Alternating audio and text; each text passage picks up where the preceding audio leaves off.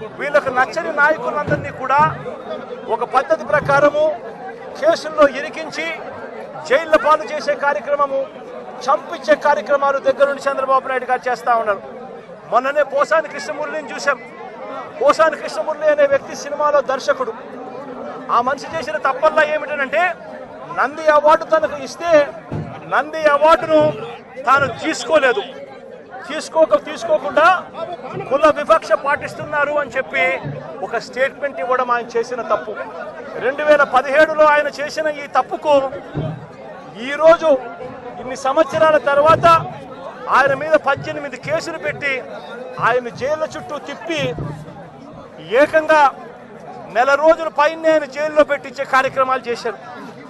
దళిత మాదిగ సామాజిక వర్గానికి సంబంధించిన మా లోక్సభ సభ్యుడు,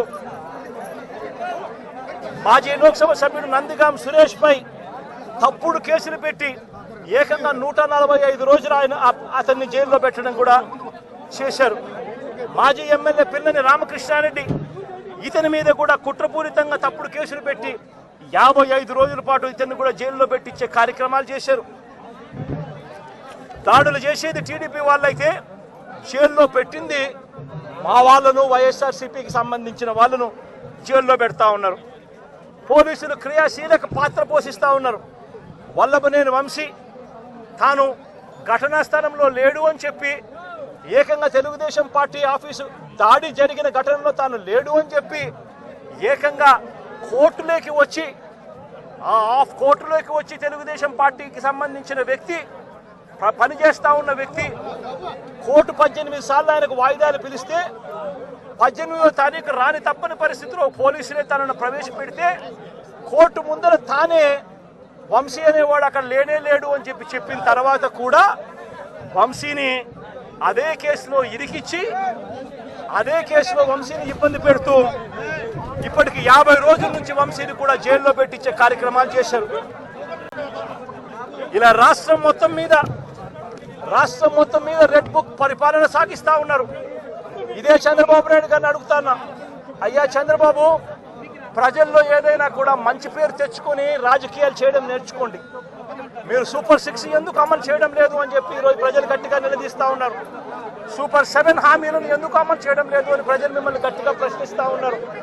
ఇలాంటి ప్రశ్నించే సమయంలో ప్రజల గొంతు వినపడకూడదు అని చెప్పి రాష్ట్ర వ్యాప్తంగా రెడ్ బుక్ పాలన మీరు సాగిస్తూ వైఎస్ఆర్సీపీకి సంబంధించిన వాళ్ళు లేదా మీ సూపర్ 6ను, మీ సూపర్ 7ను ఎందుకు అమలు చేయడం లేదు అని చెప్పి అడుగుతా ఉన్న ప్రజలను మీరు దయా దాక్షిణ్యం లేకుండా ఈ రకంగా ప్రతి చోట కూడా పోలీసులను ఉపయోగించుకుంటూ ఎమ్మెల్యేలందరినీ కూడా హింసను ప్రోత్సహించండి అని చెప్పి వాళ్ళందరినీ కూడా ఉసగొలుపుతూ రాష్ట్ర వ్యాప్తంగా కూడా మీరు చేస్తా ఉన్న ఈ దౌర్జన్య కాండ త్వరలోనే ప్రజలు చూస్తూ ఉన్నారు, దేవుడు చూస్తూ ఉన్నాడు. ఖచ్చితంగా మీకు బుద్ధి చెప్పే పరిస్థితి త్వరలోనే వస్తుందని చెప్పి ఈ సందర్భంగా చంద్రబాబు నాయుడు గారికి గట్టిగా మందలిస్తూ చెప్తా ఉన్నా. అదే మాదిరిగా ఇంకొక విషయం కూడా చెప్తా ఉన్నా. ఇంకో విషయం కూడా చెప్తా ఉన్నా.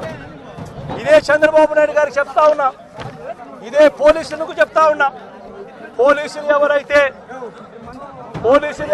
చంద్రబాబు నాయుడు గారిని మెప్పు కోసం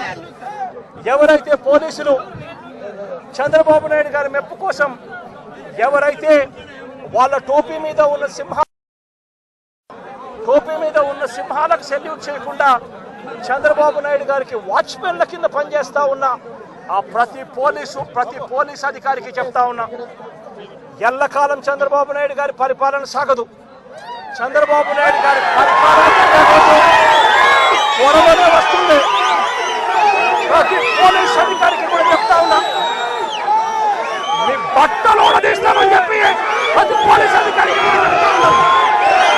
మీ యూనిఫామ్ తీస్తాం, శబ్దం మిమ్మల్ని నిలబెడతాం, దోషులుగా మిమ్మల్ని నిలబెట్టి మీ యూనిఫామ్ తీయించి మీకు ఉద్యోగాలు లేకుండా చేస్తామని కూడా ఈ సందర్భంగా ఇప్పటికైనా చెప్తా ఉన్నా, ప్రతి పోలీస్ అధికారిలో కూడా మార్పు తెచ్చుకోండి. ఎల్లకాలం ఇదే పరిపాలన సాగదు.